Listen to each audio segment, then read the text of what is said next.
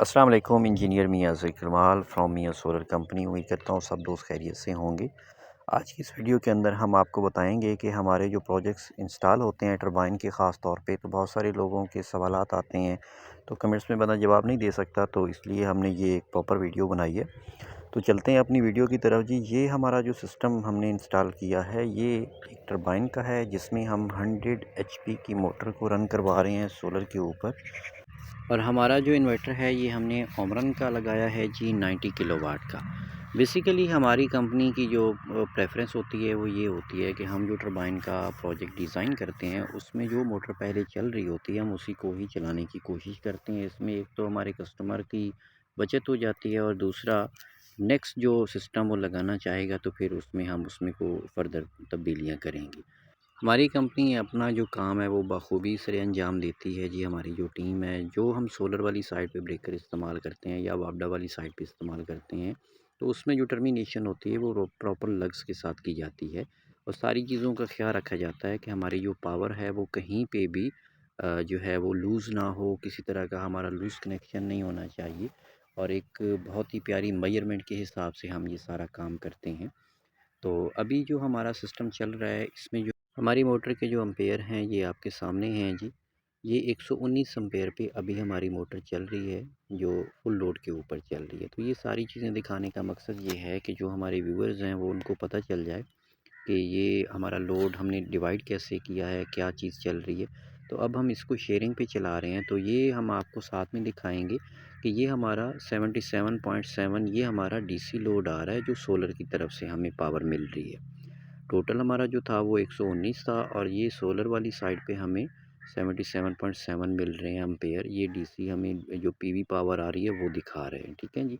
तो अब हम जाते हैं जी कि हमारा जो वापडा चल रहा है इस टाइम पे वो कितना है, तो वो 51 और 4 के राउंड अबाउट चल रहा है। तो टोटल दोनों मिल के हमारा लोड चला रहे हैं, क्योंकि इनके जो पैनल हैं वो थोड़े लगे हुए हैं, और बाद में हम इनके साथ शेयरिंग कर रहे हैं।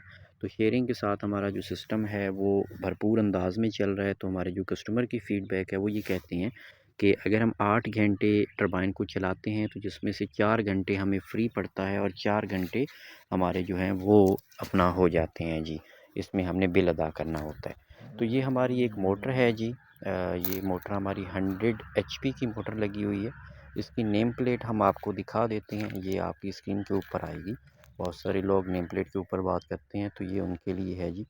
बिल्कुल क्लियर करके हमने दिखाया है, एचपी और पावर फैक्टर आरपीएम सब कुछ इसके अंदर आ रहा है।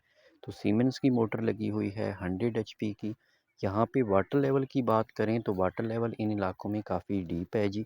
तकरीबन 280 फीट पे ये लोरिंग करते हैं। लोरिंग मीन के जो पाइप हम डालते हैं उसके एंड के ऊपर हमारी असम्बली लगी होती है, और ये शाफ्ट ड्रिवन सारा मैकेनिज़्म होता है। तो मोटर ऊपर होती है, नीचे शाफ्ट जाती हैं, और मोटर के साथ शाफ्ट जो है वो कनेक्टेड होती हैं, और एंड पे आपका एक पंप चलता है जो आपको जो है डिस्चार्ज के ऊपर पानी मिलता है जी। तो ये हमारे पास सिस्टम लगाने और वीडियो को प्रॉपर तरीके से दिखाने का मकसद है कि सब दोस्तों को प्रॉपर इन्फॉर्मेशन मिले। तो हम इसके अंदर जो है जो गैल्वेनाइज्ड स्ट्रक्चर इस्तेमाल किए हैं, प्योर गैल्वेनाइज्ड हैं, और डिग्री हमने इसके अंदर जो है वो राउंड अबाउट तकरीबन 28 डिग्री हमने रखा है, जो कि हमारे इस इलाके के लिए बहुत बेहतर है, और दोनों मौसमों में हमें उससे अच्छी एफिशिएंसी मिलती है। डिग्री एक बहुत ही अच्छा फैक्टर है सोलर के अंदर। जो बंदे इसका ख़्याल नहीं रखते उनको पूरी प्रोडक्शन नहीं मिलती, और इस तरह के मामलात फिर उनको फ़ेस करने पड़ते हैं। अगर मौसम तब्दील होता है, हमारे जो सूरज का है वो रास्ता तब्दील होता है, उसका ज़ाविया तब्दील होता है, तो उसमें हमारे प्रोडक्शन के ऊपर फ़र्क आता है, हमें पूरी प्रोडक्शन नहीं मिलती।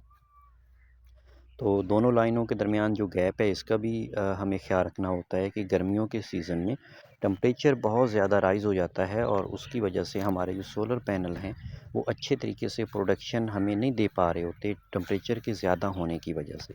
तो इनको वेंटिलेटेड होना चाहिए, दरमियान में गैप ज़्यादा होना चाहिए, ताकि हवा का रास्ता हो, उसमें हवा गुज़रे और आपको ज़्यादा से ज़्यादा पावर मिले, आपके पावर लॉसेस कम हों। तो सिस्टम की सबसे खूबसूरत चीज़ होती है कि उसका अलाइन होना चाहिए, उसकी लोकेशन ठीक होनी चाहिए, सब चीज़ें आप पहले कैलकुलेट करें। कैलकुलेशन के बाद आप उसको एक ड्रा करें, और फिर आपने सिस्टम को स्टार्ट करें। तो ये हमारे पास अभी हम आपको दिखाएंगे, ये हमारा एक सोलर का डिस्ट्रीब्यूशन बॉक्स है, जिसके अंदर हम सारी पावर को एक पॉइंट पे इकट्ठा करते हैं और वहाँ से फिर हम मेन बस के अंदर लेके अपने इन्वर्टर को फीड करवाते हैं। इस सिस्टम की ख़ास बात ये है कि हमारे जो गुज़िश्ता हमने सिस्टम इंस्टॉल किए हैं टरबाइनों के, उनके अंदर भी और इसके अंदर भी पाइपलाइन जो है ना डली हुई है। पाइपलाइन यहाँ पे लोग इसलिए डालते हैं कि ज़्यादा से ज़्यादा रकबे को वो सैराब कर सकें। और यहाँ पे जो सिस्टम हमने अभी इंस्टॉल किया है, इसके अंदर भी तकरीबन 4500 फीट जो है वो पाइपलाइन इन्होंने डाली हुई है। ये मुख्तलिफ़ तरीक़ों से इसमें जो है ये डालते हैं जी। 6 इंच की पाइपलाइन होती है और ये हर जो है इनका एक पॉइंट होता है, उसके ऊपर ये एक एग्ज़िट पॉइंट बनाते हैं और वहाँ से पानी हासिल करते हैं और फिर अपने रकबे को सैराब कराते हैं।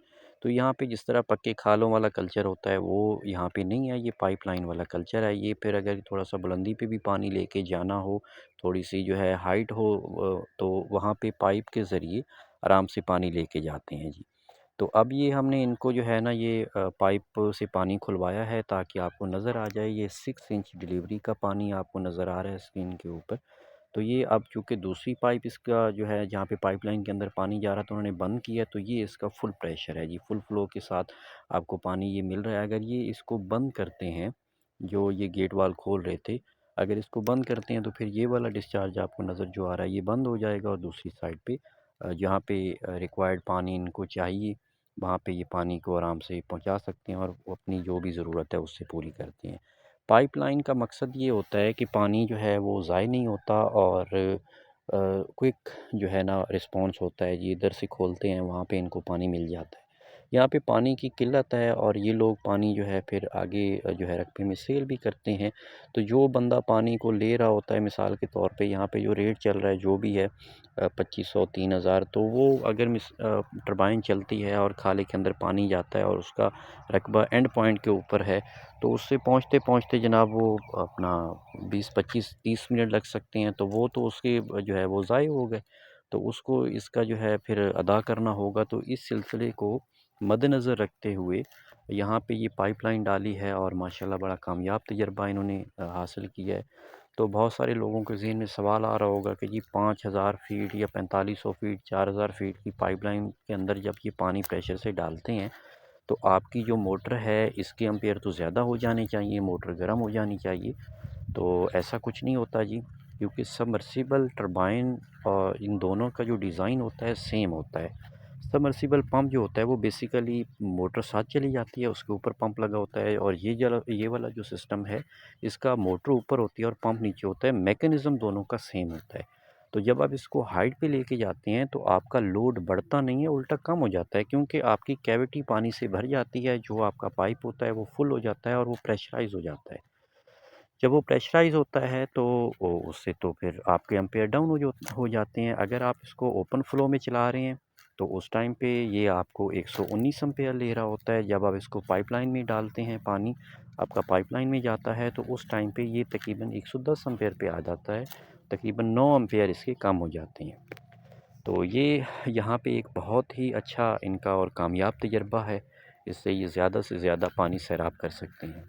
जो भी दोस्त इस तरह का सिस्टम लगवाना चाहते हैं जी, हमारे दिए गए नंबर से पे हमसे रब्ता करें। इंशाल्लाह हमारी कंपनी आपके सिस्टम को विज़िट करेगी और आपको अच्छी सर्विस फ़राहम करेगी। जज़ाकल्लाह खैर।